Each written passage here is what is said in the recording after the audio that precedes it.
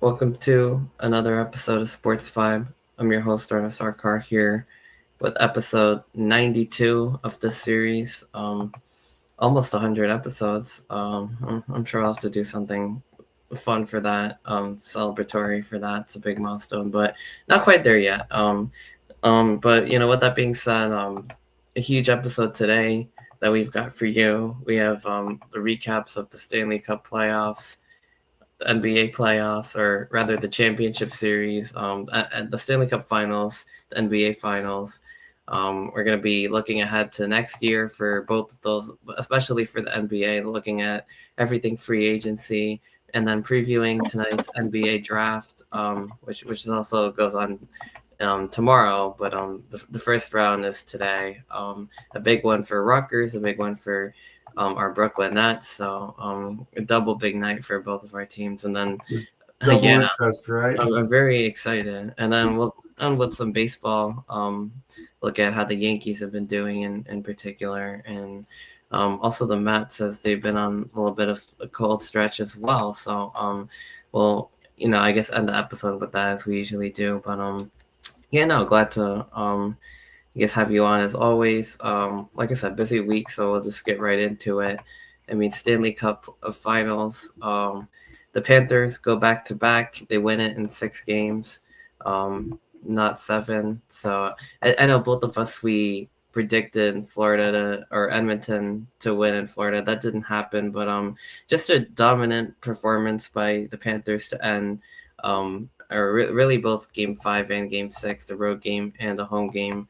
Um, I mean, just some of the storylines from the Cup Finals. Sam Bennett winning the Conn Smythe with 615 goals, including 13 road goals in the playoffs. Obviously, I think both of us probably wanted it to be Brad Marchand, who had one of the best Cup Final series. He had 2 goals in Game 2, including the overtime winner. He had 2 goals again in, I think, Game 5 for Florida. So just a heck of a series for him. But I mean, overall playoffs, I mean, Bennett had 15 goals. I think in the Cup Finals itself, I think he had 5, and then Marchand had 6 in that series. Sam Reinhart actually had 7. He had 4 in the closeout game of Game 6. So 4 goals for Sam Reinhart. Um, so yeah, I mean, just unbelievable performances all around by Florida. And then in the net, Bobrovsky was just a brick wall. I mean, he was really elite at goaltending, and he had a save percentage of over 900. In the last game, I mean, he had a save percentage of like 966. He only allowed 1 goal in, and on the flip side, with the Oilers, I mean, they had goaltending problems that really they really exacerbated the series, because I mean, games 1 and 2, they were pretty much in it, but I mean, by the time Game 3 came around, they got blown out.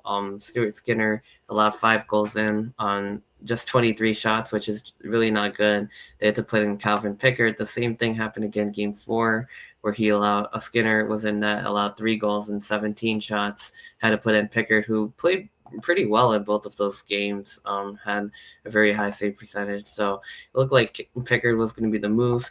But then in Game 5, again, Bobrovsky had 2 goals allowed in 21 shots, so he went 19 for 21, and Pickard went for just 14 for 18, so he allowed 4 goals in on 18 shots, had a save percentage of under 800. Florida wins 5-2 on the road in Edmonton, and then Game 6, the Oilers don't know what to do, and they put Stuart Skinner in, which he didn't do terrible that game. I mean, he allowed 3 goals in on 23 shots. So I mean, save That's percentage of really 87. not great for a It's finals still goal. it's still really, yeah, you're right. It's still not really like ideal. It's for goaltending purposes, but I mean, yeah, I mean, this whole series is just they really haven't. Skinner and Skinner hadn't really been great. He kind of had a rough regular season.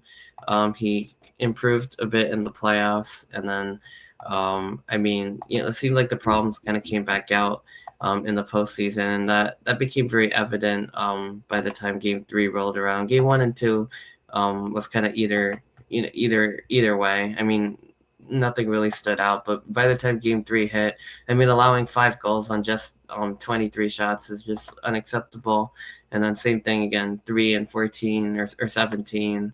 And then, so then they had a whole full blown goalie controversy, allowing, but then, I thought Pickard would be the move at that point in time, but I mean, he also had a rough Game 5. So, obviously you want to ride with your starter in the most important game of the season when you're fighting for your elimination. You're trying to keep the series alive and go back to Edmonton for Game 7, where if you win Game 6, anything can happen in Game 7. So at least that's the thought. That doesn't happen as often as people think it does, because sometimes the team also falls apart in Game 7. But they didn't even make it back because the goaltending performances were just so rough.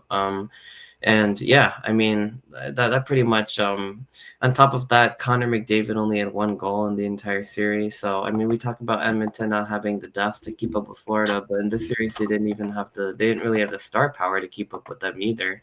Draisaitl had a pretty good series.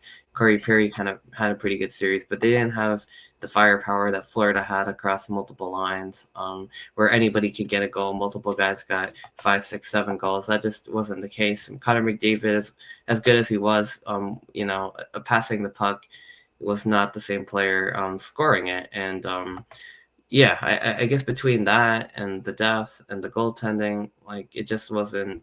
It wasn't Edmonton's year, and it just felt like Florida wanted it more. They were all over the puck. I mean, they dominated games. Edmonton won hard-fought overtime games, but the Panthers won 3 blowout games in the same series, and that's just obviously that's going to win you the Stanley Cup. Winning all the blowout games in the same series. So yeah, I mean, the Oilers were as good as they looked for most of this postseason. They were like thoroughly outmatched by the Florida Panthers on both sides of the ice. So yeah, I mean, I guess, like, what are your takes on all of that? Well, I think it's like what you said about Edmonton winning all the close games and Florida won all the blowouts. It seems like when Florida got rolling, they rolled Edmonton. But Edmonton, when they got rolling, they always found themselves in just a dogfight to survive. Yeah. So, and I think that this is another example of Florida being sculpted for the playoffs, because they weren't the highest ranking team coming in, not by a large margin. However, right, with the way that team is built, the defensive production, which is really what sets them apart from a lot of other teams, because scoring and offense will do you great in the regular season, but it's not nearly as important as your ability to crash in the crease like in the NHL playoffs. So the fact that the way they are like specially sculpted to have that elite firepower, but also have that playoff experience, like especially with their Stanley Cup run last year, and then they added Brad Marchand. They are loaded with guys who have been there before. Then, like I said, you have that special form of defense that really shuts down all the high-flying offenses in the playoffs. You saw that with what they did to Toronto, who has one of the best offenses out there, but has a somewhat lackluster defense, and they got exposed. Mm. It's kind of like they're built to pull back the curtain on these top-heavy teams like Toronto, like the Oilers. They're not a team that, well, I guess in the best way to put it is that they match up well against the teams that are very top-heavy and don't have much of a supporting cast around them, which is still Edmonton's problem. Edmonton, outside of the top 6, there's nothing great, There's nothing really to note about their bottom 6. Yeah. Their goaltending's meh. So I think that Florida is especially built to expose those teams. Yeah, because Florida's multiple lines deep. I mean, like Like I was mentioning, like anyone could get a goal on the Panthers. I mean, obviously the top line, but I mean, even like Seth Jones, who they acquired at the deadline, had multiple games, I believe, with a goal. He had a goal and assist in game two. I mean, Dmitry Kulikov had a goal. Luster-Ryan was a solid player for them. Rodriguez, Verhage. I mean, you go up and down this list. Their captain Barkov. Boquist, a lot of former Devils actually on this lineup, including our backup goaltender Vitek Vanacek, and I think they all like had the ended up taking turns with the Stanley Cup in order. But I guess to my point, I mean, like, yeah, like, Seth Jones, like anyone pretty much on their team could score. I mean, their defense was just relentless. Like they wouldn't really let anyone get in their way. Very aggressive on the forecheck. So I mean, and then you had your Matt Kachuk, who was battling an injury. He came alive in Game 4. He had 2 goals and an assist. Lundell had a goal, and like all of these guys are like most of them are on different lines. I mean, then you have Ekblad and then you have the defense, with Seth Jones, Gadjevich. I mean, Forsling. So I mean, it's just anyone on that team. Mikkola, a very capable scorer as well. So it's just like anyone on that team can really get there. So in Edmonton, that really wasn't much of the case. Like they're very centered around their first line with Draisaitl, McDavid, the guys on that side of it. I mean, there's a few guys on their team, and then like Kapanen, Arvidsson, and even they didn't really have a big series. Corey Perry was a big boost for them, but outside of their top guys, I mean, not much if anyone did like just about anything. I mean, maybe you got a goal here or there from Kapanen or Arvidsson or an assist or Bouchard, but or Ekholm, but like hardly anything. It was really Draisaitl, Perry, and McDavid, and even then McDavid. He had quite a few assists early on, but he didn't really have a lot of goals in the whole series. So even in the whole playoffs, I think both Draisaitl and McDavid only had 7 goals apiece. Quite a few more assists than that, but they needed more goal hungry scorers. Like when I was writing my article, I saw Corey Perry actually had 10 goals, 4 assists. And McDavid had 7 goals, 26 assists, and Draisaitl had something similar, but I think a few more goals, 11 goals, 22 assists or something. So they tied with 33 points, but that's just not going to really cut it. And especially with the lack of depth that they had, that really cost them. Also not having the same star power at the top of the ice that you'd expect. And then on top of that, the goaltending on the back end was abysmal for Edmonton, to the point where they had to switch their goalies in and out game after game, and that really cost them the series, because you just can't be having that. I mean, on the other side of the net, you have Bobrovsky, who's game in and game out going to get you your stops, and maybe he had a couple games where he allowed a lot of shots, or a few, but there was also a lot of shots directed at him, and I mean, it's just a good relief, one less thing you have to worry about when you have a Hall of Fame goaltender. And then on the other side, you're switching in and out your goalies. You don't know what you're doing, and then you're not getting anything on offense. It's just, it was a recipe for disaster for Edmonton. I feel like last year this series was just really weird, because it was 3-0 Florida, and the 3-3 Edmonton, 4-3 with the Game 7 win, very tight. This year was kind of I mean, the Oilers were much more in the series in a way, but then they were also I mean, the first 2 games went to overtime. There's a lot of overtime battles. It was competitive, but when the wheels fall off, they fell off. They really fell off for the Oilers. And I mean, I think it goes back to your point, on the quality of matchups. I mean, Florida wore down some of the best teams. I mean, even their matchups against the Lightning, the Hurricanes, the Maple Leafs, where they came back, those were all some top teams. And then on Edmonton's side, I mean, they also took down some pretty good teams too. I mean, they came back 2-0 down against the Kings. They beat the Vegas Golden Knights, which I don't think a lot of people saw coming, because they're a perennial threat. The Dallas Stars, a very good team that has yet to break through, kind of like Carolina. So, and they were dominant in the Vegas series, winning 4-1 against the Stars 4-1. They were scoring goals, but when they matched up against Florida, they just got shut down. I mean, I guess it just goes to show how deep the Florida team is. It's about how you handle the adversity. It's not how Yeah, you handle the adversity. that's How true. did Because yeah, the Oilers respond to actually getting knocked around? Because like they beat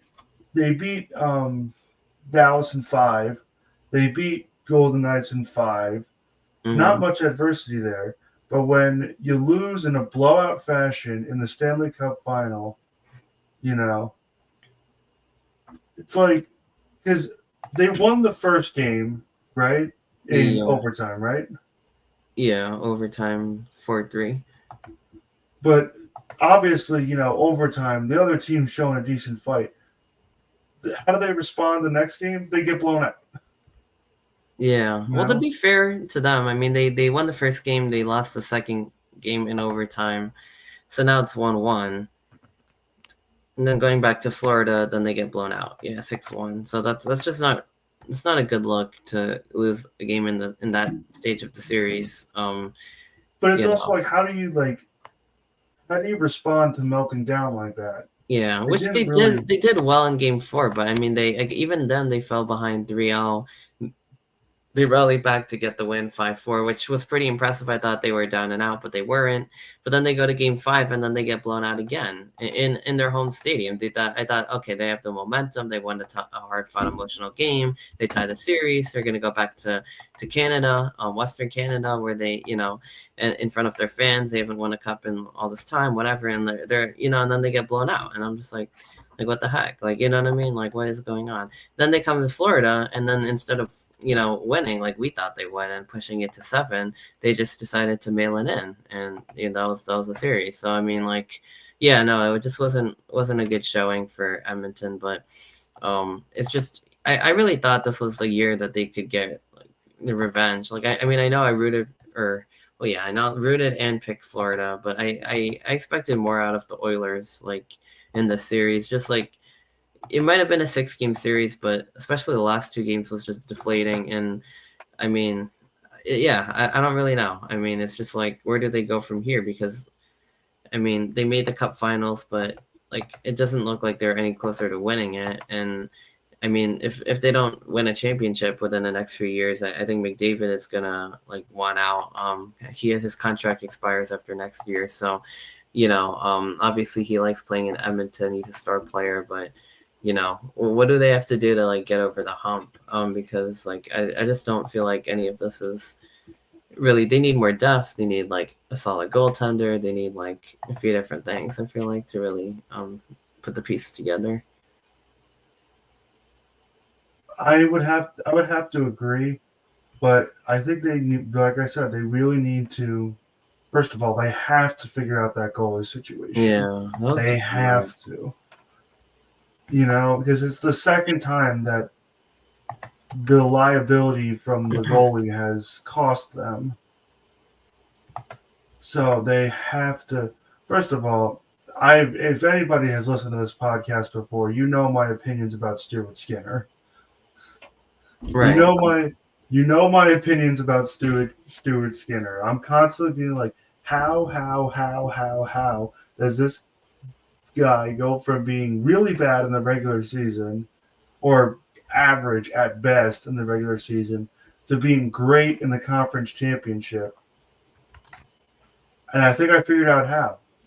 He does average in the regular season, does great in the conference championship, and then completely melts down in the Stanley Cup final. Yeah. If the NHL playoffs ended 1 week earlier, maybe the Edmonton Oilers would be champions. But apparently, his week of magic just expires after the conference championship game. Yeah. Highly unfortunate. Because yeah, he was looking a lot better too, and then obviously, game 3 rolls around and like it's a disaster. Game 4 rolls around and it's a disaster again. And then Calvin Pickard actually looked pretty good, but then like I said, game 5, like he didn't really look the best because he had a start in that game and he didn't look great. So then they put the other guy Skinner back in, and like he didn't look too good again. It was just yeah, like just having that kind of controversy is just in the playoffs like that is just not it's not good. I mean, it's not good, especially against a team like Florida who, is aggressive. I mean, like puts a lot of pucks on the net, has so many different guys who could score goals. Like it's not what you want at that point in the game, in the series, in the Stanley Cup final especially. But yeah, I mean, both of these teams, they had dominant runs to get there. But I mean, Florida was definitely the much more dominant team in the final series. I mean, yeah, I mean, so in terms of their free agency, Sam Bennett and Brad Marchand, the key free agents. But Florida's definitely going to try to re-sign both of them. They were huge pieces of the Stanley Cup run. Marchand had a big emotional impact for them, won some games. Bennett had a ridiculous goal tally. I mean, 13 on the road is just insane, 15 in total. I believe he only had like 25 regular season goals too, so he's definitely, playoff Sam Bennett for a reason. But in terms of next year, I was seeing like the championship odds. I think Florida's the favorite, or Edmonton might be in some other books. But yeah, for next season, those two are the top teams. Some of the other top teams on that list are the Dallas Stars, the Colorado Avalanche, and the Carolina Hurricanes. So yeah, Florida's plus 600, Edmonton 700, Carolina's 900, the Stars and the Avs are 950. Teams with better than 10-1 odds. The rest of it's pretty much mostly, it's basically this year's playoff field. And Vegas is plus 1200, Tampa's 1400, Toronto, the Devils, and the Kings are plus 2000. And those are pretty much all the teams that are on the short list. So I don't know. I mean, I guess that's a good sign for next year. I mean, I don't know. The Devils still seem quite a bit away. I mean, obviously they lost round one. They didn't look too good in round one, but they're kind of like on that short list of contenders. But it's basically all the playoff teams from last year. I mean, I don't know. Do you think that the Panthers have a realistic chance of three-peating? I mean, I know it's very rare, especially in hockey, but I mean, who knows? I mean, they definitely could if they bring everyone back. They could. It's not going to happen, though. Yeah, it hasn't, because even like when Tampa Bay won twice in a row, like they fell apart or they lost in the Cup final the third year. Someone's probably gonna get in their way. It's just a matter of, and Edmonton's been knocking on the door. I don't know. I mean, they have a lot of issues though. Like they have to fix that. But yeah, from year to year, like who knows what's gonna happen. I mean, Carolina's been knocking on the door for a while, but yeah, they have to fix their conference finals woes. Dallas, same thing. Colorado, I think it's going to be a good team next year. Vegas as well, but I don't know. Maybe we'll see a Western Conference champion next year. It's been a lot of the East in recent memory. Yeah, maybe. I don't know. Who knows? And maybe not on Florida's either. Yeah. Well, yeah, you're right. You're right. It could be them. So I mean, it could be them again. It could be Tampa Bay. I think if anyone did have a chance of three-peat, it would be this team. Yeah. Maybe. Yeah, who knows? I mean, the Chiefs had a chance to three-peat, but obviously that didn't quite happen. Oh my god. I thought they'd at least be in the game, but that's a story for another day. That's probably the one sport that we're not covering in really at all in this podcast, because it's just not really that relevant. Although I think after this episode we'll have a lot of time to start previewing the NFL season, college football season, stuff like that. But we have a lot of basketball to get to. Heartbreaking stuff for Pacers fans, because the Thunder survived and won the NBA championship in a grueling 7-game series that really did feel like a fight to the death, and quite an emotional series for both teams. The Thunder, I believe we left off after game 5, but Oklahoma City ended up winning, or no, Indiana. Well, the Pacers won game 5 and looked pretty good doing it. Or no, I'm sorry, the Thunder won game 5, looked pretty good doing it. The Pacers looked to be dead in the water. Halliburton only had 4 points. He was dealing with a leg cramp, I believe, or right calf strain, rather. But so yeah, they fell short, even though they had a lot of bench performers in double figures, including Siakam and McConnell. Game 6, Halliburton roared back to life. The knee looked good. I mean, they had 6 Pacers in double figures. Again, McConnell had a good performance. Obi Toppin had the game, I believe, game high or team high 20. Siakam at 16. Neesmith at 10. I mean, the whole team looked in sync. I mean, they were just absolutely cruising and dominating is the word I'm looking for.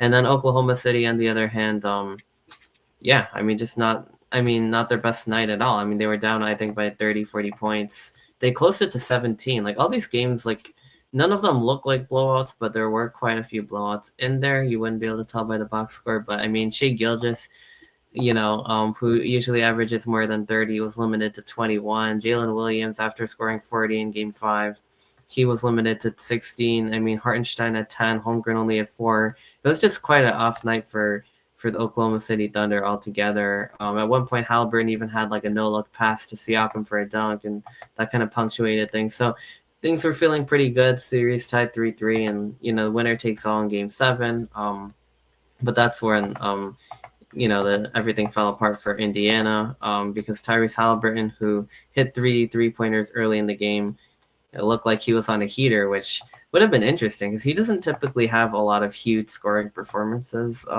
He's not really known for that. He definitely has shooting range. He has a good outside shot. Not really super known for that either, but he had 3 early deep threes. Like, he was on a heat check and he was about to put up 30 to 40 points in that game, maybe even more, who knows, but he didn't get the chance, and now he's probably going to be out for all of next season too with the torn Achilles. We'll get to the aftermath of that in a little bit here, but just a really unfortunate.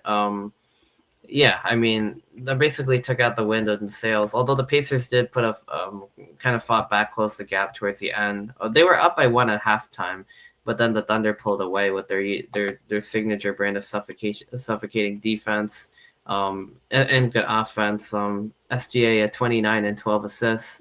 Jalen Williams at 20. Caruso and Wallace at 10 off the bench. Holmgren had 18, 8, and 5 blocks. And then Hartenstein had 9 rebounds, 4 assists, 7 points. So it's kind of like a more diverse scoring effort than we've been used to seeing from OKC. But they were pretty dominant. So I mean, yeah, this series was just like an emotional roller coaster. It was just a literal roller coaster. Well, maybe not a literal roller coaster, but it was a roller coaster in every sense of the word. I mean, we had Game 1. The Pacers winning on a buzzer beater with, or not really a buzzer beater, but a game-winning shot with Halliburton. We've had, then the Thunder taking control in Game 2. The Pacers really, asserting dominance in Game 3.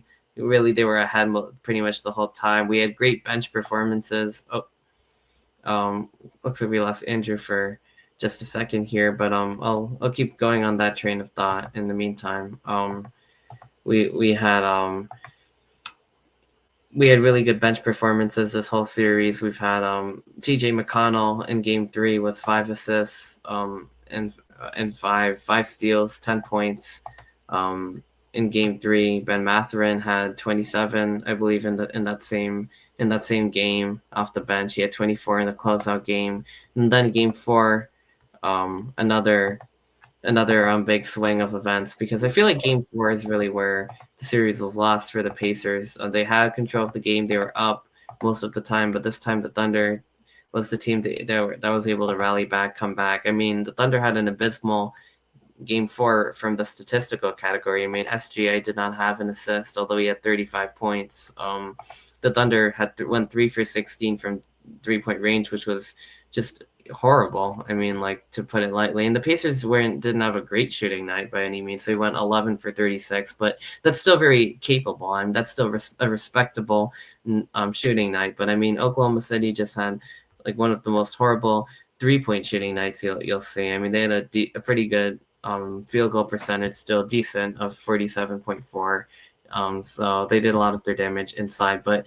Shea Gilgeous, I mean, they rallied back. I mean, SGA ended up with 35, Jalen Williams at 27, Caruso at 20, Holmgren at 14. SGA hit some big shots in the fourth quarter to tie up the game and take the lead.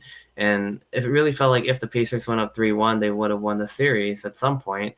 But instead it was tied 2-2. Game 5 looked like more of a typical Thunder performance. I think TJ McConnell again had a great performance. He had 18. I mean, I think we'll really remember the series for him. I mean, even though he had like the same couple of moves, the spin move, the little push shots in the paint. I mean, his aggressiveness, his hustle, his ability to just put the team on his back. As a second unit point guard and just go basket after basket. I mean, even though he wasn't the most talented player on the floor, um, or the most athletic, but his contributions made such a difference. I mean, his ability to just will the team score basket after basket when nobody was scoring. He did it again in Game 7, but it wasn't quite enough. And then Ben Mathurin as well. I mean, a terrific scorer. I think both of them deserve their praise. But Game 5, Jalen Williams at 40. I think we'll remember that as the Jalen Williams game. Although SGA also at 31.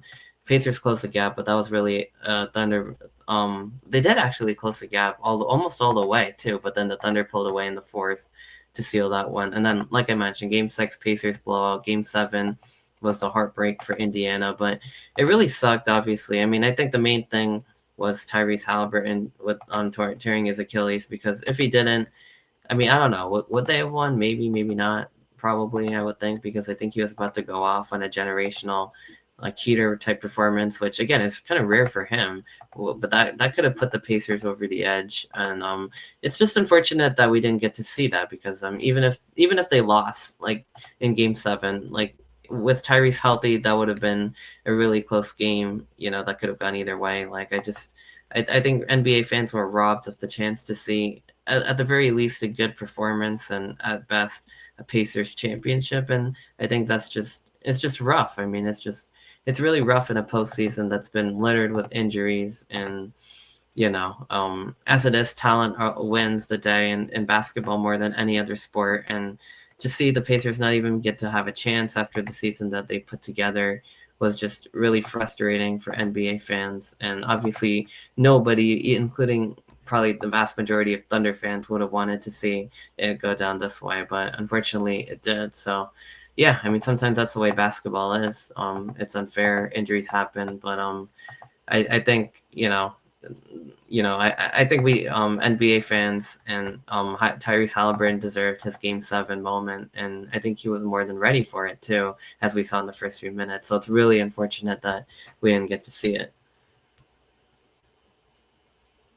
What is that line that Steve says? I am in no mood. Or I do not want to talk about it. I am. Looks like we're having some more technical difficulties here, but in the meantime, something else I guess I would want to note is that Shai Gilgeous-Alexander, with his performance averaging over 30 in the NBA Finals, he ended up winning regular season conference, Western Conference Finals, and Finals MVP, as well as the scoring title, the first player in NBA history to do so, and I believe the first player to win the regular season finals and finals MVP and scoring title in 25 years. So, I mean, obviously his style of play isn't exactly the most pleasing, given his propensity to draw fouls, but a lot of great scorers do that. His mastery of the mid-range in particular was sensational. I mean, he could just get to a spot, score at will. So I think SGA, I think, deserves his props for that series. And I mean, and to be completely fair, like I didn't really see a lot of BS like in that series, like compared to what I've been. There wasn't like a lot of. He had like a lot of free throws in some games, but he didn't really have a lot of like, I don't know. I mean, yeah, he in some games he had a lot of free throws, but he didn't really have a lot of BS like ticky tack fouls in that series, which I was happy to see. And he just had like good performances game after game. He was very consistent. Yeah, I mean, I think what frustrated me about the Thunder and the Pacers, or the Thunder, was their propensity to draw fouls like that, given all the talent that they had.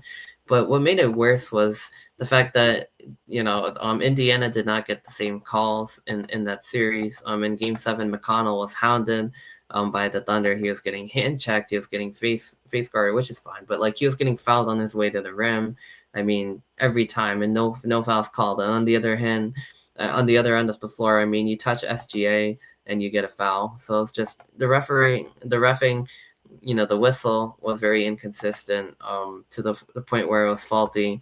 I mean, I don't know. I don't fault the Thunder for playing hard defense, but you can't like play that way on one end of the floor and then try to draw fouls on the other. It's just cheap, and it really does a disservice to basketball. And I really didn't appreciate like a lot of that. And I think part of it was because the refs like called the game that way, and that's not really in the Thunder's control.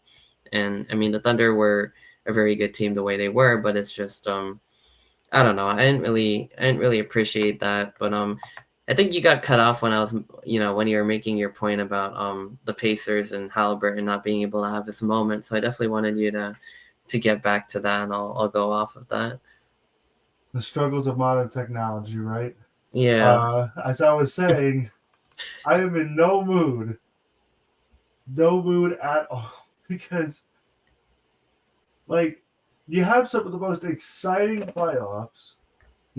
Halliburton Right. is the main driver for a lot of those exciting moments. Mm-hmm. Game-winning shot against the Knicks. The absolute steamrolling of the Cavs. And he's a very strong driver of all of that. And then he goes into Game 7 against the Thunder, nails three three-pointers from way deep, Yeah, like Steph way Curry. beyond the arc, and you're like, uh-oh, something's heating up right now. He was just shooting it like at will, like like even the one he missed, like it didn't look like. I mean, he just stepped into the shots. It was almost like weird in a way, because it was like he wasn't really trying to move the ball. He was just trying to say like, this is my moment, and he was making them too. Like he was definitely on one, and then that happened. So it's just like so unfortunate, and I really think we were onto something special that night, and I guess we just won't know now, like what could have been. And yeah, it's just it really ruined the finals, because I mean he had so many great moments in the playoffs. I mean, everything from like the Reggie Miller choke to the way beating the Cavs, beating the Bucks. I mean, all the game winners. That's the game winner in the finals itself. I mean, like I think he was ready for one big moment, and I think he would have willed the Pacers over the line against a juggernaut. Really, I mean, like what the Thunder were one of the best statistical teams in NBA history, one of the top defensive teams in the league.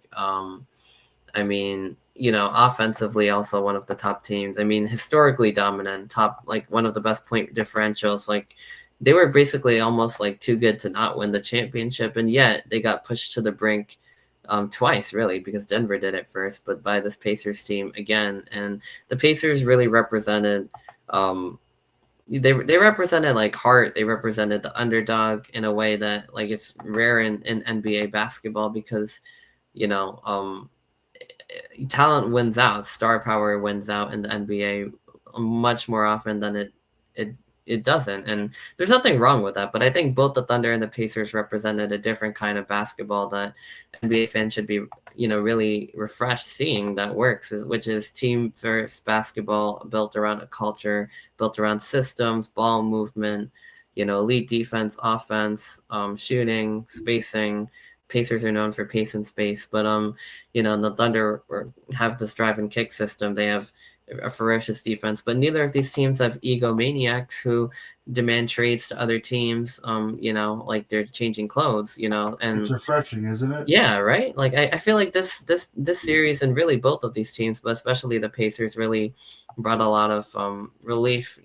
Like this is what good basketball looks like, and I feel like people really tend to forget that. And we're gonna get to the drama part of the NBA in just a little bit, and it's fun, I know, but like this is what basketball like should be, and I'm just so happy to see it. Yeah, they might be small market teams, but they put on some of the best finals like we've seen in a long, long time. And I couldn't be happier to like be talking about these two teams and the styles of basketball that they play, because I feel like it's so important. And to really talk about these two teams and what kind of what kind of hoops like really went out, because we've seen the teams that are built around one guy, or even some of the best. I mean, we've seen those teams go down, and then we've seen teams like this who, they all believe in their system. Their stars believe in their system. They're not too big for their team, but yet they'll show up. And when it matters most. So just a great series. Obviously, like I think me, as well as you. I mean, obviously you're like the real Pacers fan here, but I was definitely pulling for Indiana because they represented the underdog. They represented, you know, kind of like the common team and whatever, against going against like a juggernaut. But either way, I think it was a relief from like what we've kind of seen over the past few years, I guess. But I guess to end this segment here, I mean, I do want to give the Thunder some props. I mean, they were historically dominant, and they're gonna be here for a while. And I think we like did talk about this on the last episode, but the way they set up their team. I mean, SGA is still entering his prime. Jalen Williams is, I believe, like 23 or 24. He's very young. Holmgren as well. I mean, they built such a good roster where, just like the Pacers, I mean, like anyone can do anything. Everyone can defend. Everyone can shoot, dribble. I mean, and then they're going to be able to hold this core for a while. And I think the craziest part about all of this is that they're still drafting players like from the Paul George trade that happened like 6 years ago. They still have, I think, a first round pick this year from that, and next year. I mean, that trade just looks worse and worse. I mean, SGA and Jalen Williams came from that trade, and they're still drafting. They still have first rounders year after year. I mean, from 2019 to 26. And the Clippers have gone absolutely nowhere. I mean, Paul George is gone. They've had no success. I mean, they made it to the Western Conference Finals like 1 year, that year against the Suns, but they've had basically no postseason success. This year, they actually were pretty healthy too. I mean, they had Kawhi Leonard and James Harden and whatnot, and they still couldn't get out of the first round, even with their health, which they don't usually even get that far. So meanwhile, the Thunder, they put together a team that's going to compete for the next few years. I mean, they're overwhelming title favorites next year, and I guess this is probably a good way to transition, because this is actually listed in the next category. But yeah, the Thunder are heavy championship favorites, and there's a good reason why. I mean, this team is here to stay. They're here to be dominant, and yeah, I mean, I think it speaks to what they've built, because I mean, you could pair all the superstars you want together, but you can't build what the Thunder have. I mean, it's because of good coaching, good managing, good asset management, and putting the right stars in the mix to grow together. Like they're just such a good team. I mean, it's going to be hard to see who dethrones them, because they're suffocating on defense, and they're pretty elite on the offensive side of the ball too, when they're getting, spreading the wealth and getting people open shots. But Definitely. yeah. I think that pretty much covers the NBA Finals portion of this podcast. Did not want to shift over to the off season. I mean, I guess we could start right where we left off, because, well, next year the Thunder are the heavy favorites to repeat. They're plus 220 in the odds, but which is the overwhelming favorites.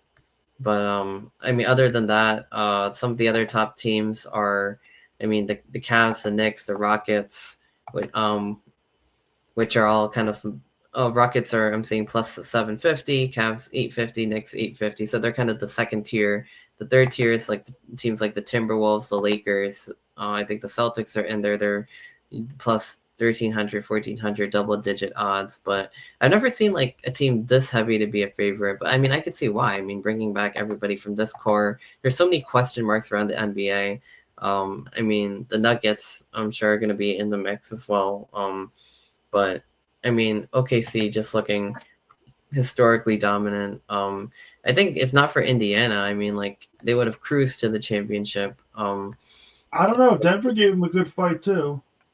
Yeah, you're right. I mean, Denver did. They took them to 7. So They cruise their way to any championship, really. That's true. They got taken to 7 twice. I'm pretty sure they got taken to 6 in the championship. No, I think they beat the Wolves in 5 and the Grizz in 4, but the Thunder took them to 7.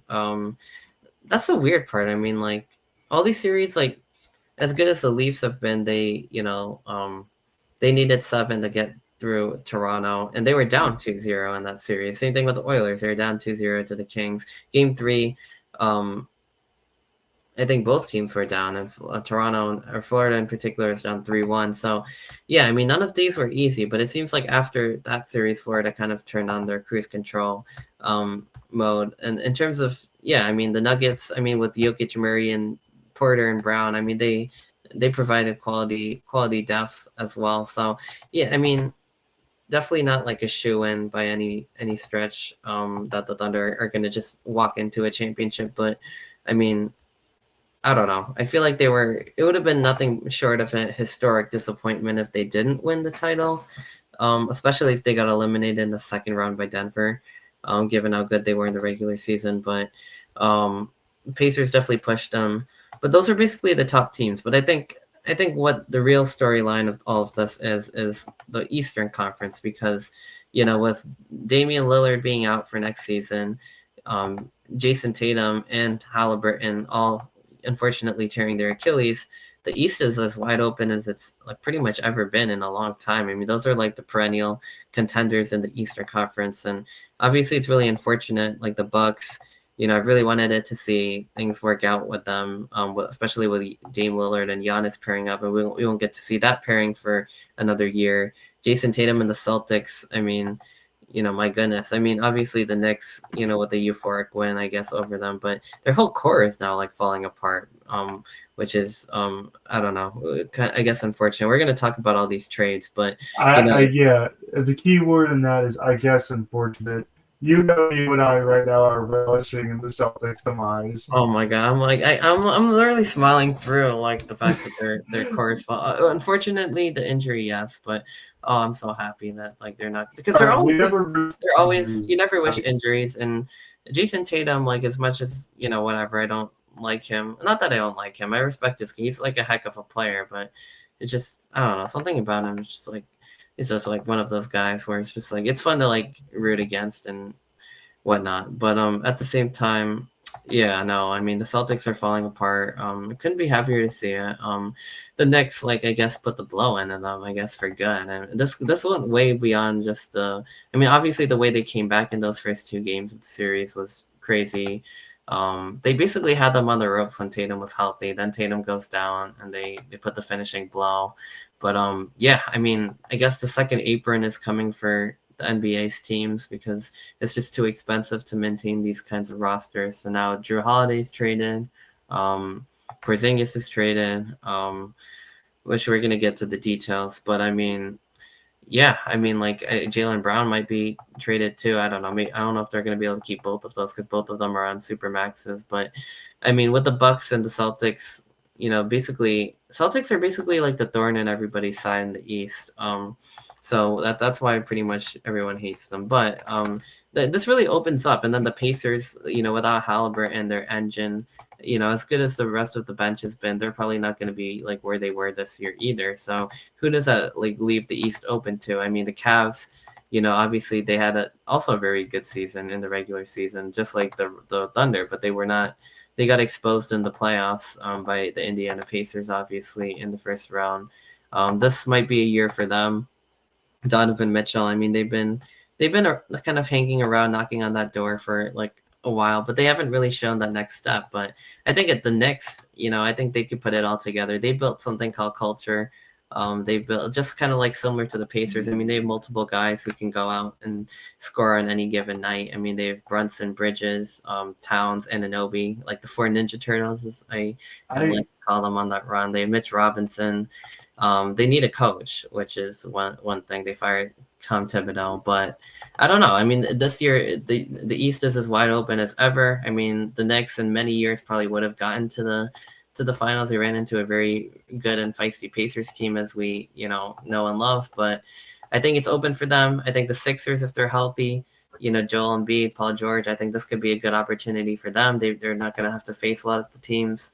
The Magic, they just made a trade for Desmond Bain. I mean, it might sound ridiculous, but they might be a top 4 team in the Eastern Conference next year. So those are the 4 teams I'm really looking at. But I can't not, like, you know what I mean? I feel like this is gonna be gotta be the year for the Knicks. I feel like out of all these teams, they've shown the most culture, resilience, like kind of like what the Pacers have had.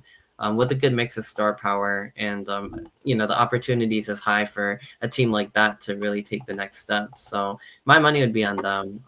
The Given Knicks have yeah, 2 seasons to win the NBA championship with this core, or it's not happening. That's what I'm saying. yeah, You have yeah, that's true. two Before they seasons. lose You have their this one, guys, and you have 2020, uh, or 7.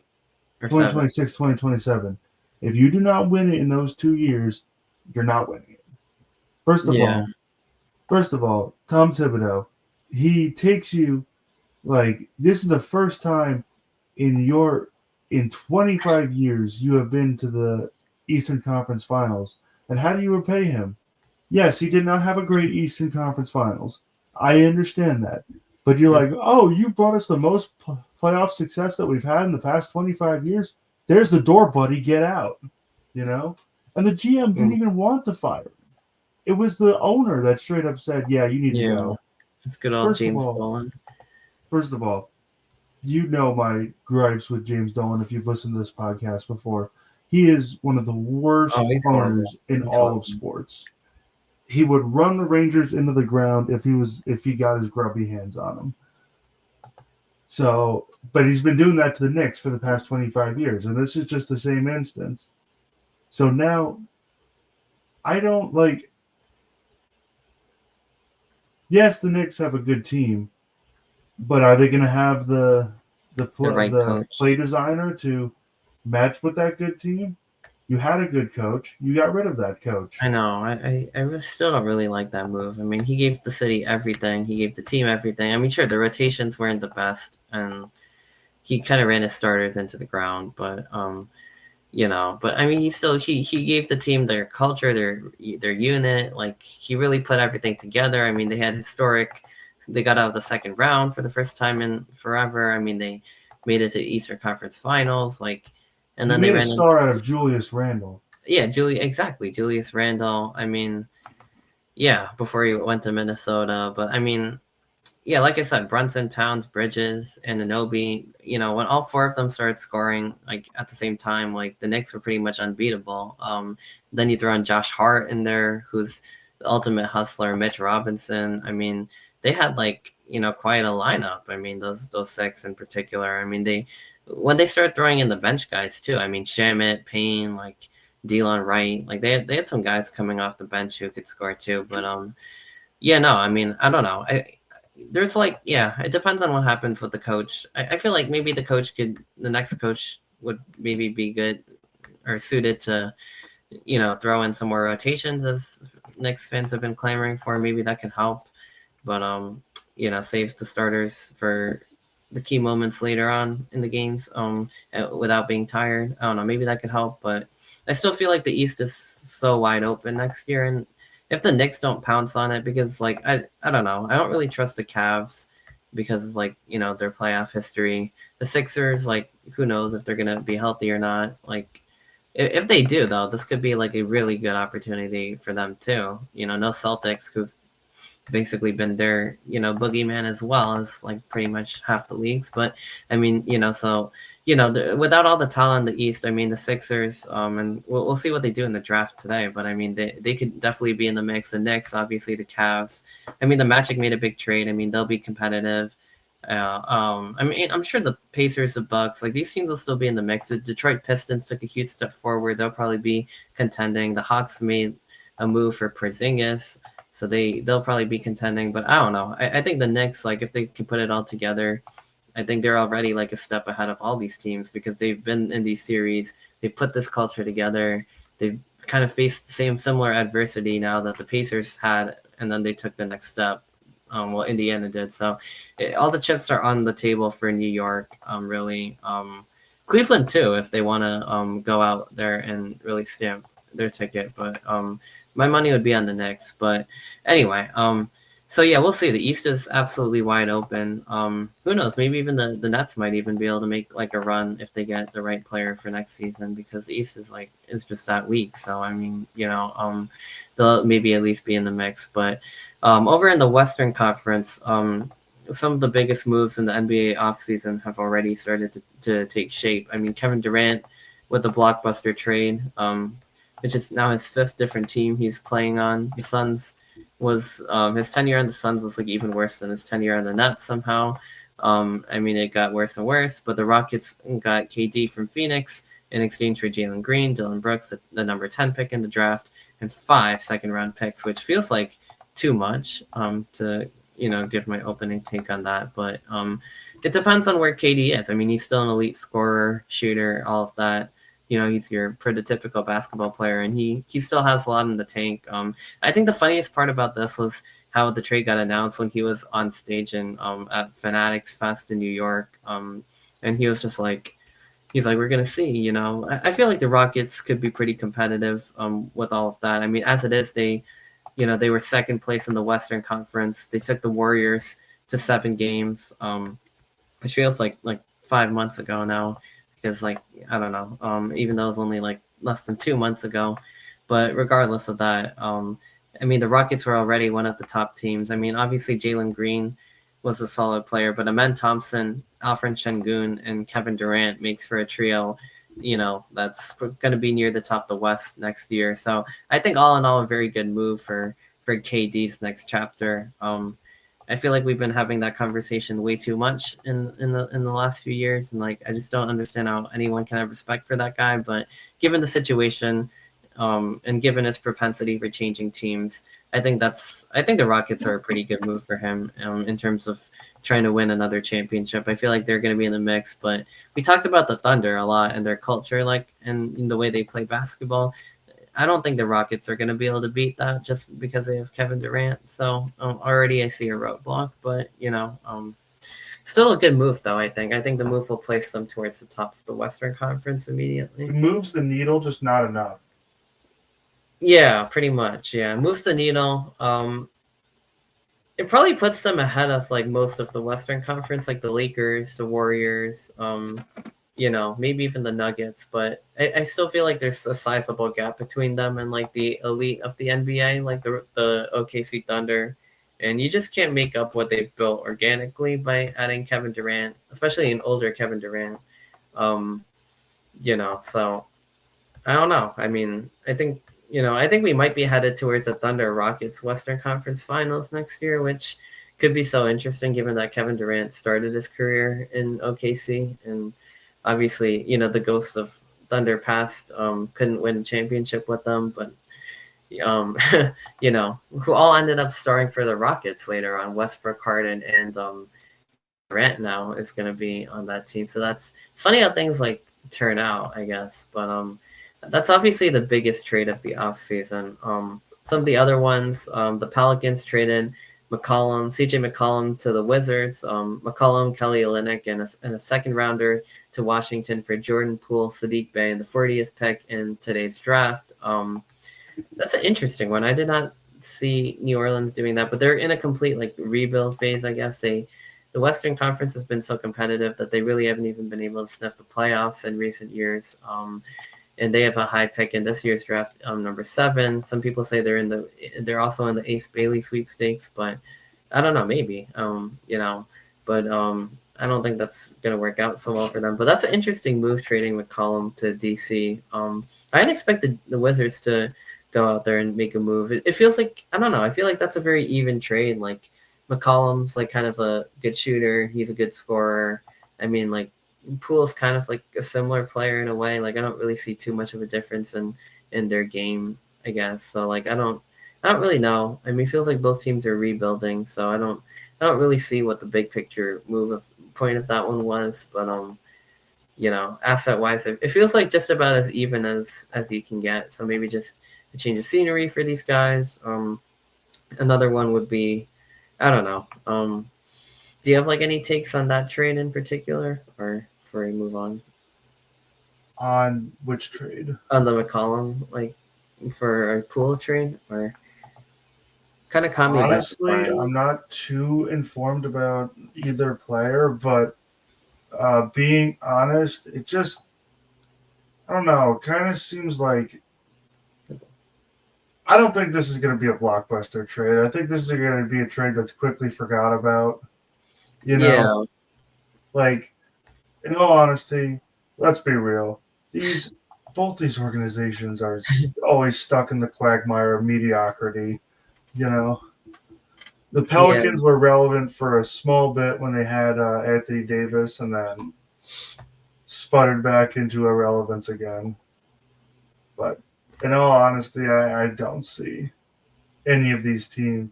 I don't think this really affects the NBA landscape as a whole. yeah. Not really. I mean, it feels like just two rebuilding teams. It's okay to call them Yeah, bottom feeders. yeah. Two perennial bottom feeders, two rebuilding teams. Just kind of making a trade, trying to see make their teams better. An interesting swap there with McCollum for Poole.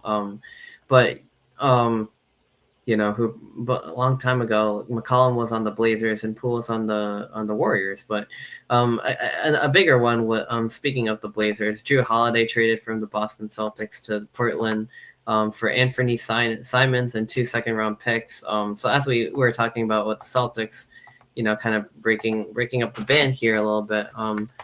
Which again like does make me kind of happy, but but like I mean that's very interesting. I mean, Drew Holiday obviously coming in from Milwaukee to the Celtics, one of the NBA's like premier defenders.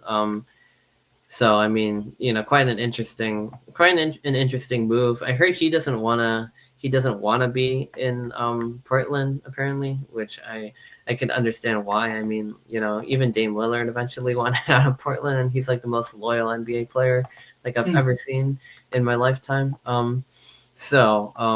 obviously it's not a hotbed for like success, things like that, and the Celtics pretty much are. I mean, so yeah. And then, I mean, I guess we could just kind of pair the discussion with that and the last pick because they both involve the Celtics. Kristaps Porzingis, this one's a blockbuster, traded, and it involves our Nets too. But Boston Celtics trading Porzingis and a second-round pick to the Hawks. Atlanta sending guard Terrence Mann and the Hawks' 22nd pick to Brooklyn, while Georges Niang and a second-round pick went from, I believe, Atlanta to Atlanta to Boston, because Niang wasn't on the Nets. So I mean, that's a very interesting trade. I mean, first of all, the effect that it has on the Celtics. I mean, both of these teams, or both Holiday and Porzingis. I mean, it seems like there's definitely a lot of financial concerns with the Celtics, and this is like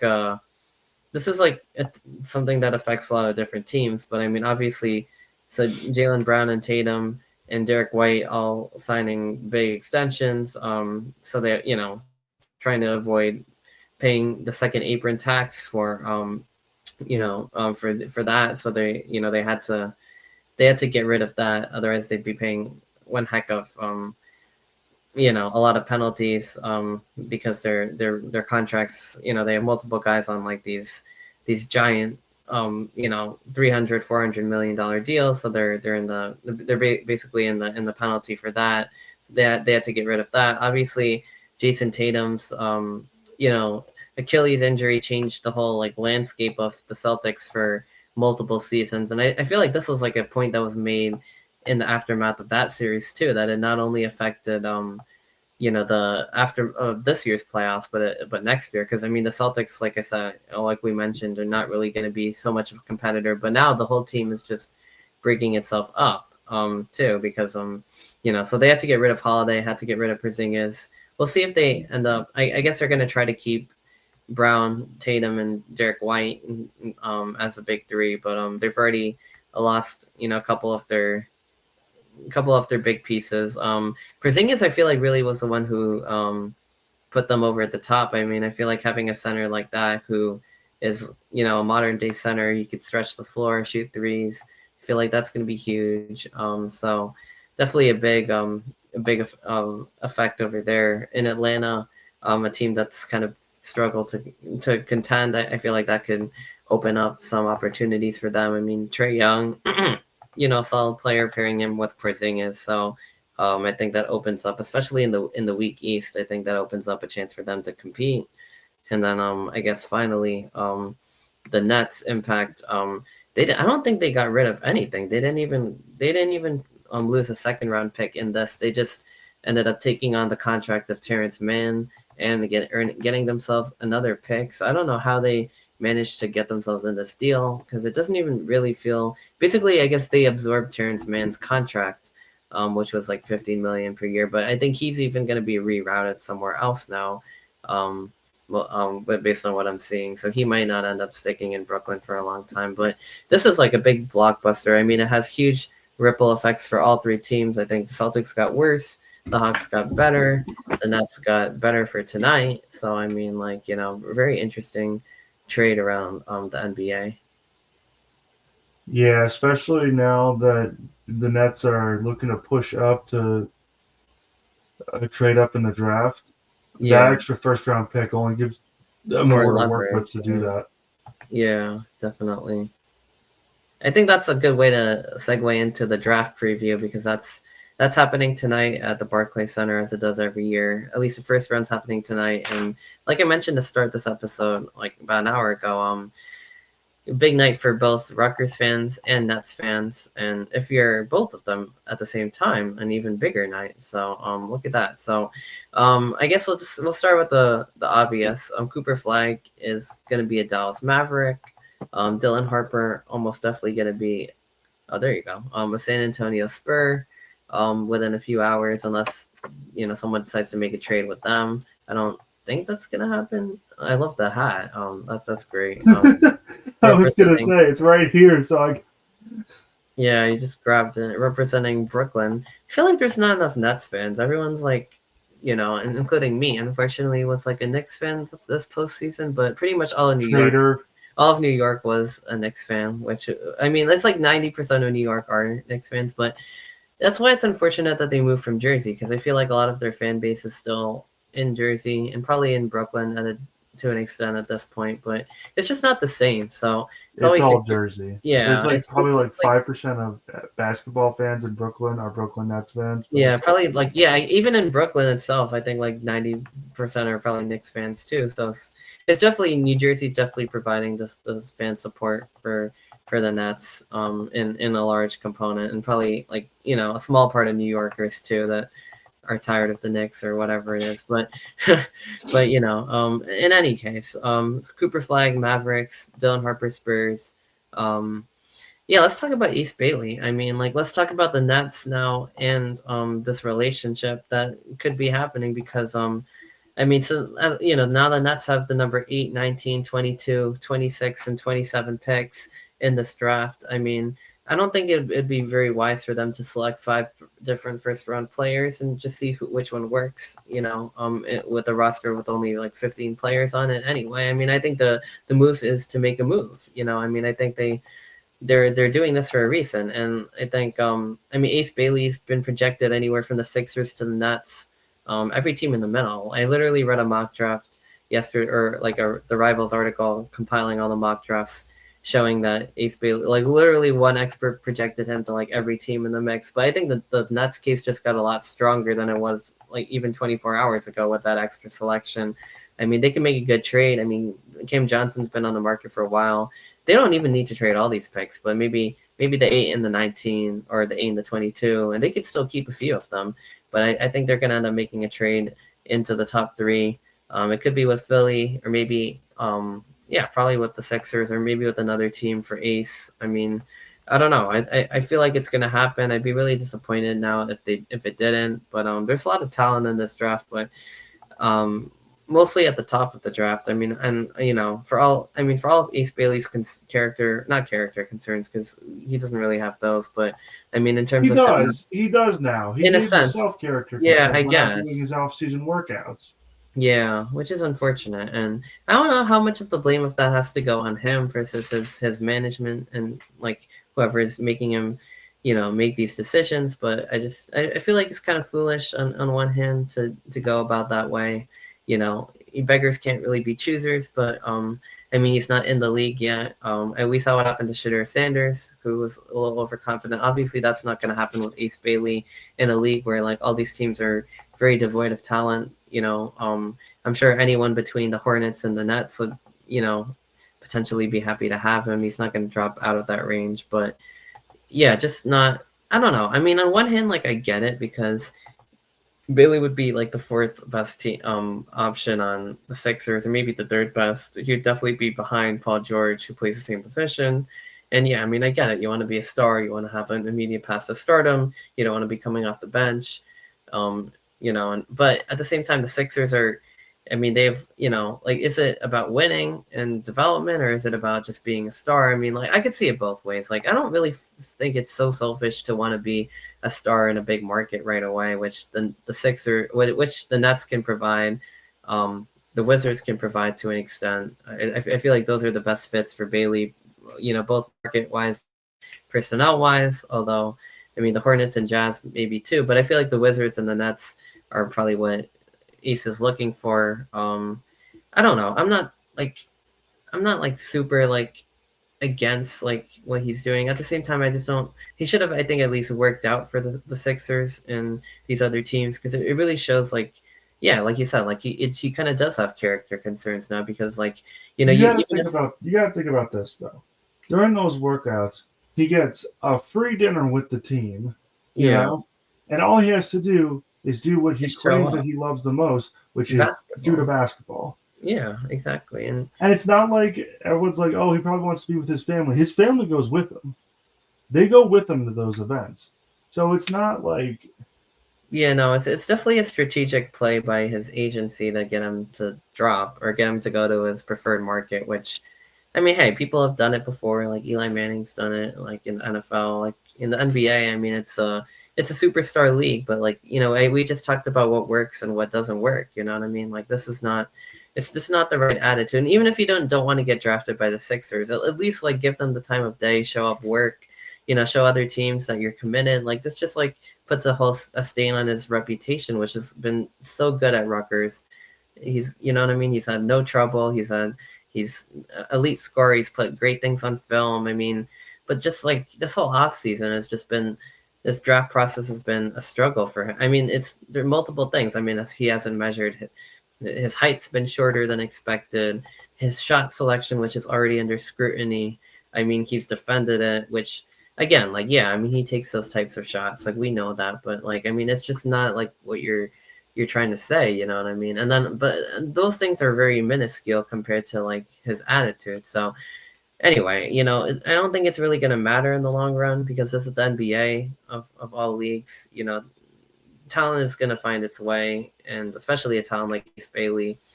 And it could work out in his favor too, but he's going to lose a lot of money on his first contract if he slips.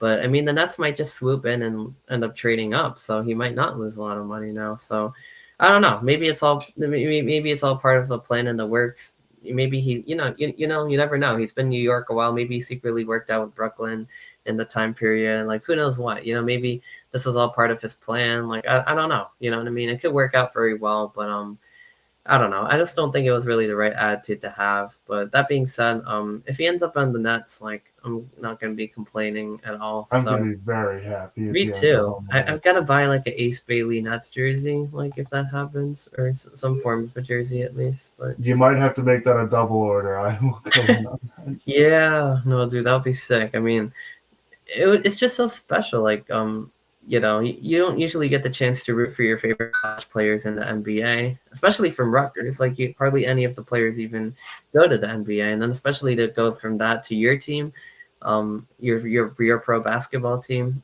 is just, it would just be a dream come true. And obviously rooting for him at Rutgers, seeing the way, like, I mean, his dynamic scoring ability. I mean, he's like a prototypical. He has a Kevin Durant frame, like everything, like that type of shooting and scoring ability. I mean, he's going to be a great player in the NBA.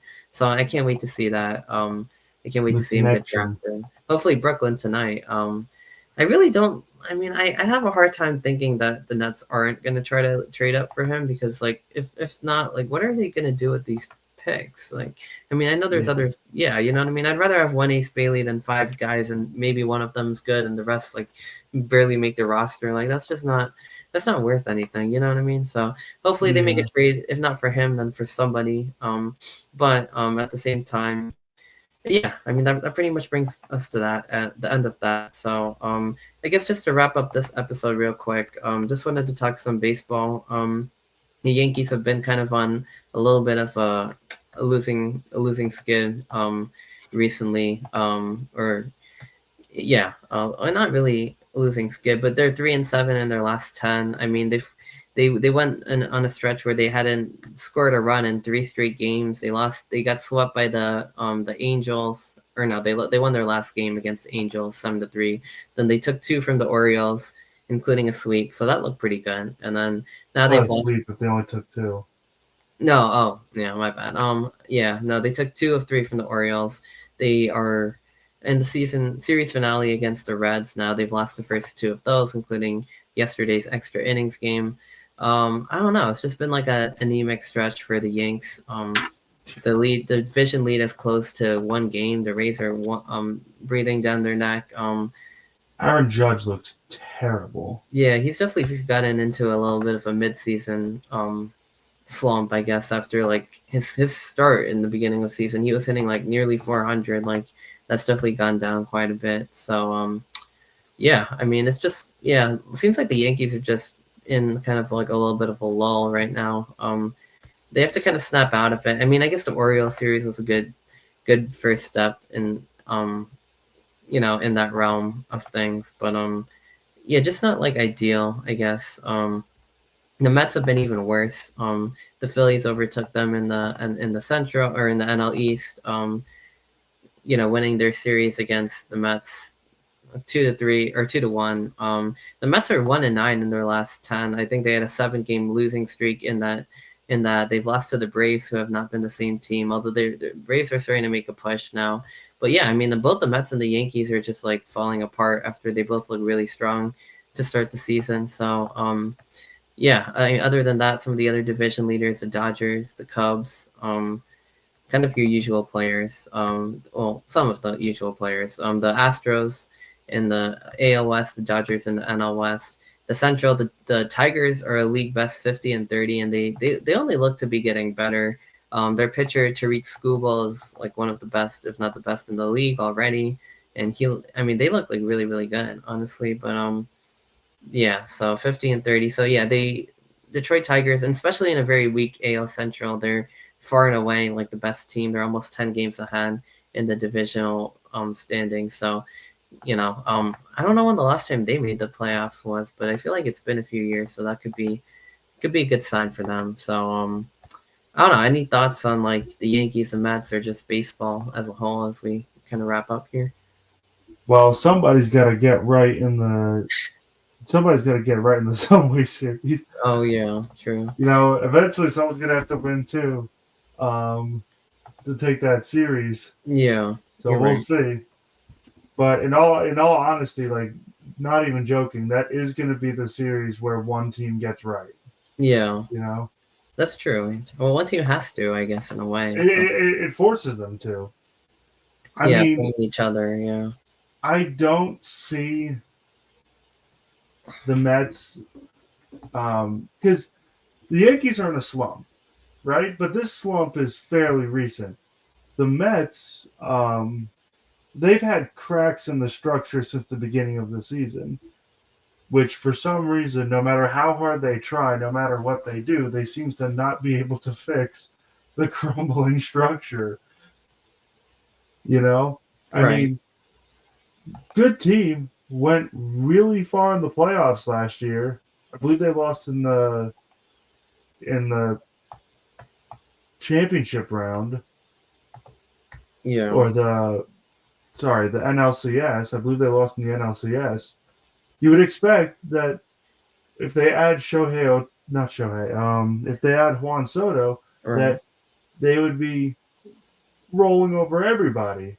But no, instead, Juan Soto turns into an absolute liability, and they look horrible again. or they, especially in this last series, they don't look good at all. So I don't know what it is with the Mets, but everything there should tell you that they're going to be really strong this season. They're going to go really well. And then what happened? You know, there's nothing that should say, there's nothing from what they did in the offseason. There's nothing from what they did last season to think Right. that, oh, they're going to implode in 2025. How? How does a team consistently do this? And more importantly, how do people still root for a team that consistently does this? Yeah, The for Yankees, sure. on the other hand, we kind of knew what they were. We knew they were going to take a step back after they did lose Soto Mm-hmm. in the offseason. I think they're going to make the playoffs, but in the years before Soto, I think they make the playoffs, get bounced early, and then that's just kind of the end of it. Judge Yeah, doesn't show up again. yeah, that seems to happen in the postseason, like oftentimes, They're unfortunately. probably going to be like a wild card team. Yeah, I don't think they're going to be able to hold on to this division lead for too much longer if they continue to play like this. So yeah, I don't really see it with them. I mean, they lost a lot of like, hitting with Soto. Obviously, the pitching staff isn't like the same. I mean, obviously not having Garrett Cole this year, they've taken a step back too. So, but the offense is just like anemic. Like sometimes, like I mean, they're really struggling to score runs like really badly. So yeah, I don't. They're definitely not gonna. They're not like a World Series team. Yeah, the No. Mets on the other hand, like that's like a good question as to what's gonna go on with them as they continue to like fall apart. Phillies are looking pretty good. I guess for some people around here, that's kind of a local team, so they have a big, I guess, rivalry with the Mets in a way. So that's interesting. We'll see if they end up making a run. They've always been like a October darling, I guess, last few seasons at least. But yeah, I mean, we'll see what happens. In baseball, I guess we're gonna have to talk about that a lot more going forward because we're gonna have a lot less basketball and hockey to talk about. Unfortunately, it's always fun doing this time of the year with SportsVibe because the playoff runs are deep and we following both at the same time is always a lot of fun. But yeah, I mean, I don't know. I mean, we're probably going to be off a regular recording schedule after this for a little while, not week to week, but we might try to do once, bi-weekly episodes, depending on what goes on. Obviously, if there's a lot of free agency buzz, we'll do that. We'll start doing football, NFL previews towards maybe later July into August. We could do that. We could do baseball talk, but probably like less often than we've been recording them throughout this postseason run. But yeah, in the meantime, oh yeah, that does remind me. Actually, gonna have Matt Mangum on later on in this week to discuss the NBA draft as well as a lot of soccer talk, including the Club World Cup and the Gold Cup because he's really into that and definitely wanted to touch on all of the soccer that's been going on in the U.S. recently. And some stuff going into the World Cup, maybe even some NWSL as well. Who Riley Tiernan from been killing in that league. But we'll have a soccer special episode as well as just some Rutgers and NBA draft coverage in the next episode of Sports Vibe, a little special. So I think we're gonna record that one on Friday. But until then, this has been another episode of Sports Vibe. I'm your host Arnav Sarkar here with Andrew Rice, and we'll see you in the next time. Have a good one, guys.